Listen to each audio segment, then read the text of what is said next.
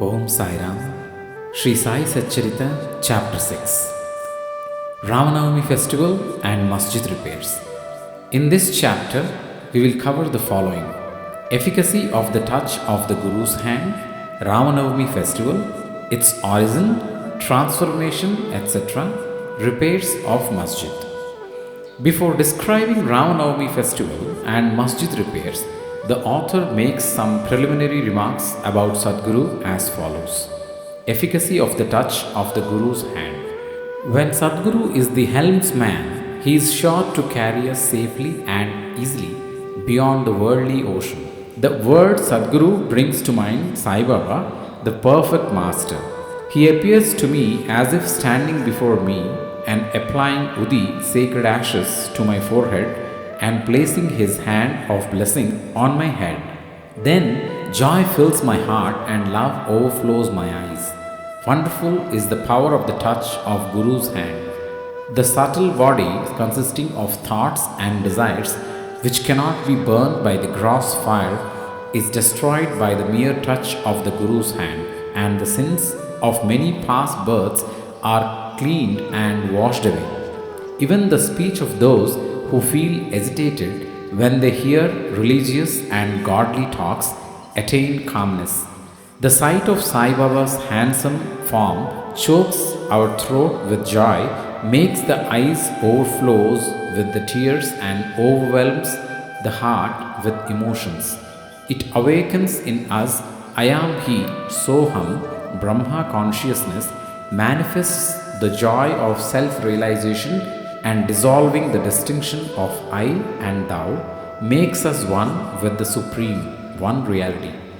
When I begin to read scriptures at every step, I am reminded of my Sadguru, Sai Baba, who assumes the form of Rama or Krishna and makes me listen to his life. For instance, when I sit to listen to Bhagavat, Sai becomes Krishna from top to toe, and I think he sings the Bhagavat or Uddhav Gita, song of teachings by Lord Shri Krishna, to his disciple Uddhav, for the welfare of the devotees. When I myself start to write anything, I cannot compose a few words or sentences, but when he, of his own accord, makes me write, I go on writing, and there is no end to it. When the disciple's egoism props up, he presses it down with his hand and gives him his own power, makes him achieve his object, and thus satisfies and blesses him. If anyone prostrates before Sai and surrenders his heart and soul to him, then all the chief objects of life, such as dharma, righteousness, artha, wealth, kama, desire, and moksha, deliverance, are attained easily and unsolicitedly. Four paths, such as of karma, dhyan, yoga, and bhakti, lead us separately to God. Of these, the path of bhakti is thorny and full of pits and ditches, and thus difficult to traverse. But if you, relying on your Sadguru, avoid the pits and thorns and walk straight, it will take you to your destination, that is God. So says Sai Baba. After philosophizing about the self-extinct Brahma, his power Maya to create this world and the world created, and stating that all these three are ultimately one and the same, the author quotes Sai Baba's words guaranteeing the welfare of bhaktas. There will never be any dearth or scarcity regarding the food and clothes in my devotees' home. It is my special characteristic that I always look to and provide for the welfare of those devotees who worship me wholeheartedly with their minds ever fixed on me. Lord Krishna has also said the same in the Gita. Therefore, strive not much for food and clothes. If you want anything, beg of the Lord. Renounce worldly honors. Try to get Lord's grace and blessings and be honored in His court. Do not be deluded by worldly honor. The form of the deity should be firmly fixed in the mind. Let all the senses and mind Be ever devoted to the worship of the Lord. Let there be no attraction for any other thing. Fix the mind in remembering me always, so that it will not wander elsewhere towards body, wealth, and home. Then it will be calm, peaceful, and carefree. This is the sign of the mind being well engaged in good company. If the mind is vagrant, it cannot be called well merged in him. After quoting these words, the author goes on to relate the story of Ram Navami festival in Shirdi. As Ram Navami is the most celebrated festival at Shirdi, another fuller account, as published in Shri Sai magazine of 1925, page 197, is also referred to, and a summary of the festival as related in both these accounts is attempted here. Origin: one Mr. Gopal Rao Gund was a surveyor in survey department at Kopargaon. He was a great devotee of Baba. He had 3 wives but had no issue. With Sai Baba's blessings, a son was born to him. In the joy that he felt due to this, an idea of celebrating a fair, that is, Urus, occurred to him in the year 1897, and he played it for consideration before other Shirdi devotees such as Tatya Patil, Dada Kote Patil, and Madhavrao Deshpande, that is Shama. They all approved the idea and obtained Sai Baba's permission and blessings for it. Then an application was made to get the collector's sanction for celebrating the Urus. But as the village Kulkarni held against holding the fair, the sanction was refused. But as Sai Baba had blessed it, they tried again and ultimately succeeded in getting the collector's sanction. The day for the Urus was fixed on Ramanavami after having consultation with Sai Baba. It seems he had some purpose behind this, such as the unification of the 2 festivals, that is Urus and the Ramanavami, and the unification of the 2 communities, that is the Hindus and the Mohammedans. As future events showed, this end or object was duly achieved. Though the permission was obtained, but other difficulties cropped up. Shirdi was a village and there was scarcity of water. There were 2 wells in the village. The one in use dried up soon, and the water from the second was brackish. This brackish water was turned into sweet water by Sai Baba by putting flowers into it. As the water of this well was insufficient, so Tatya Patil had to manage to get water from outside. Temporary shops were to be constructed and wrestling bouts arranged. Gopal Rao Gund had a friend by name Damu Anna Kesar of Ahmednagar. He also was similarly unhappy in the matter of progeny, though he had 2 wives. He too was blessed by Sai Baba with sons, and Mr. Gund prevailed upon his friend to prepare and supply 1 flag for the procession of the fair. He also succeeded in inducing Mr. Nana Sahib Nimonkar to supply another flag. Both these flags were taken in procession through the village and finally fixed at the 2 corners of the masjid, which is called by Sai Baba as Dwarka Mai. This is being done even now. The sandal procession. There was another procession which was started in this fair. The idea of sandal procession originated with one Mr. Amir Shakkar Dalal, a Mohammedan Bhakta from Korla. This procession is held in honor of great Muslim saints. Sandal, that is chandan paste, and scrapings are put in the thali, flat dishes, with incense burning before them and carried in procession to the accompaniment of band and music through the village, and then, after returning to the masjid, the contents of the dishes are thrown on the nimba, niche, and walls of the masjid. This work was managed by Mr. Amir Shakkar for the first 3 years and then afterwards by his wife. So, on the same day, the 2 processions, that is, flags by the Hindus and sandal by the Muslims, went on side by side and are still going on without any problem. Arrangement. This day was very dear and sacred to the devotees of Sai Baba. Most of them turned up for the occasion and took part in the management of the fair. Tatya Kote Patil looked to all outward affairs while the internal management was entirely left to Radha Krishnamayi, a female devotee of Baba. Her residence was full of guests on the occasion and she had to look after their needs and also arrange for all the paraphernalia of the fair. Another work which she willingly did was to clean and whitewash the entire masjid, its walls and floor, which were blackened and were full of soot on account of perpetual dhuni, sacred fire of Sai Baba.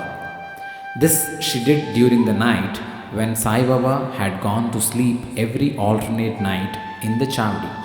She had to take out all the things, including the dhuni, and after thorough cleaning and whitewashing, replace them as they were before. Feeding the poor, which was so dear to Sai Baba, was also an important item in this fair.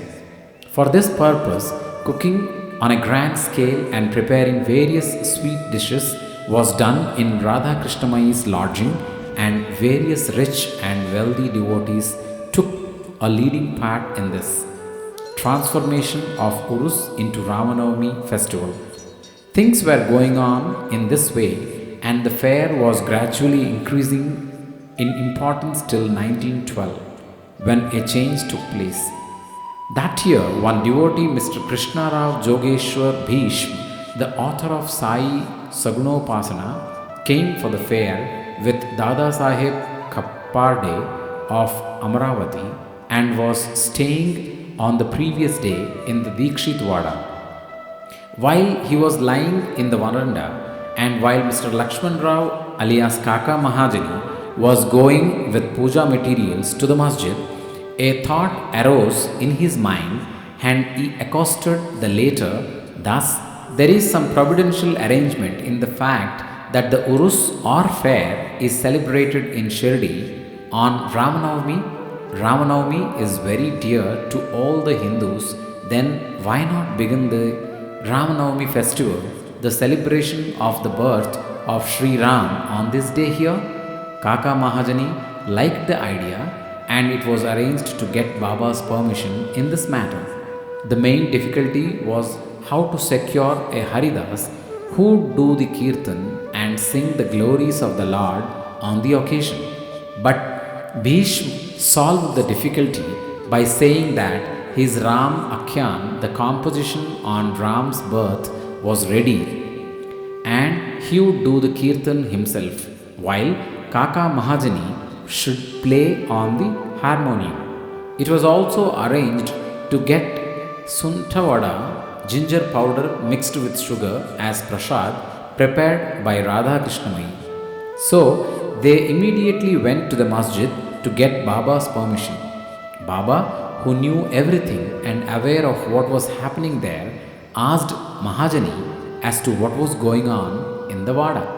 Being rather perturbed, Mahajani could not catch the purport of the question and remained silent. Then Baba asked Bhishma what he had to say.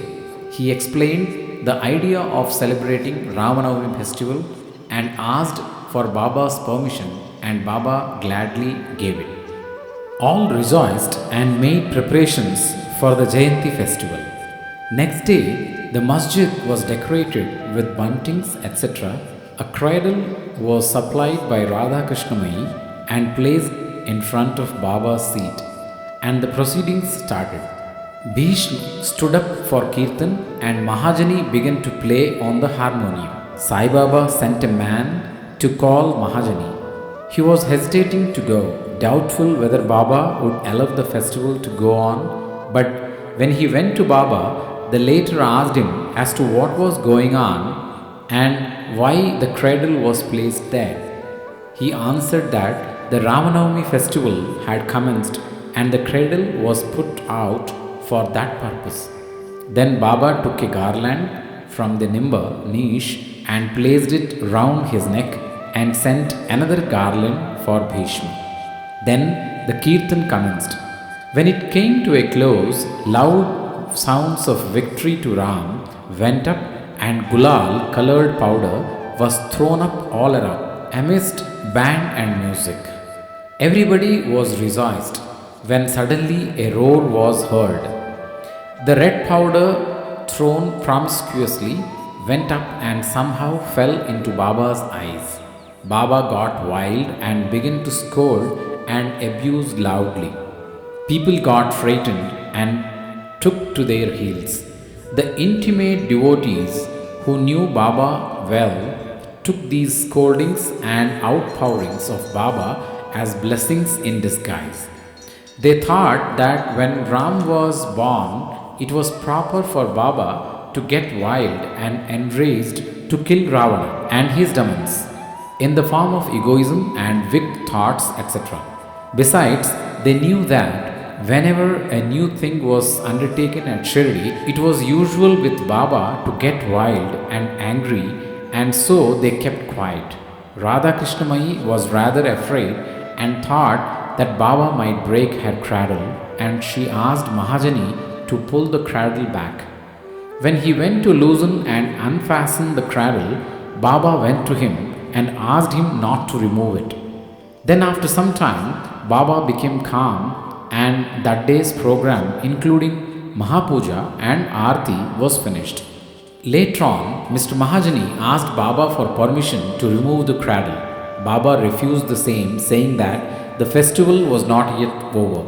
Next day, another Kirtan and Gopal Kala ceremony, an earthen pot containing parched rice mixed with curd is hung to be broken after the Kirtan, and the contents distributed to all, as was done by Lord Krishna amongst his cowherd friends, was performed, and then Baba allowed the cradle to be removed. While the Ramanavami festival was thus going on, the procession of the two flags by day and that of the sandal by night went off with the usual pomp and show. From this time onwards, the Urus of Baba was transformed into the Ramanavami festival. From next year, that is 1913, the items in the program of Ramanavami began to increase. Radha Krishnamayi started a Naam Shaptah, singing the glory of God's name continuously day and night for 7 days from 11th day of Chaitra. For this, all devotees took part by turns, and she also joined it sometimes early in the morning. As Ramanavami festival is celebrated in many places all over the country, the difficulty of getting a Haridas was felt again. But 5 or 6 days before the festival, Mahajani incidentally met Balabua, who was known as modern Tukaram, and got him to do the Kirtan that year. The next year, that is 1914, another Balabua, Satarkar of Birhad Siddha Kavate, district Satara, could not act as a Haridas in his own town, as plague was prevailing there, and so he came to Shirdi. With Baba's permission, which was secured through Kaka Sahib Dikshit, he did the Kirtan and was sufficiently recompensed for his labor. The difficulty of getting a new Haridas every year was finally solved from 1914 by Sai Baba, as he entrusted this function to Dasganu Maharaj permanently, and since that time he has been successfully and creditably conducting that function until now. Since 1912, this festival began to grow gradually year by year. From the 8th to 12th of Chaitra, Shirdi looked like a beehive of men. Shops began to increase. Celebrated wrestlers took part in wrestling bouts. Feeding of the poor was done on a grander scale. Hard work and sincere efforts of Radha Krishnamayi turned Shirdi into a Sansthan state. Paraphernalia increased. A beautiful horse, a palanquin, chariot, and many silver items, utensils, pots, buckets, pictures, mirrors, etc. were presented. Elephants were also sent for the procession. Though all this paraphernalia increased enormously, Sai Baba ignored all these things and maintained his simplicity and modesty as before. It is to be noted that both the Hindus and Mohammedans have been working in unison in both the processions during the entire festival, and there has been no confrontation or quarrel between them at all so far. First, about 5,000 to 7,000 people used to gather, but that figure went up to 75,000 in some years. Still, there was no such outbreak of any epidemic, disease, nor any riots worth the name during past so many years. Repairs to Masjid. Another important idea occurred to Gopal Gund just as he started the Urus or fair. He thought that he should repair and renovate the masjid.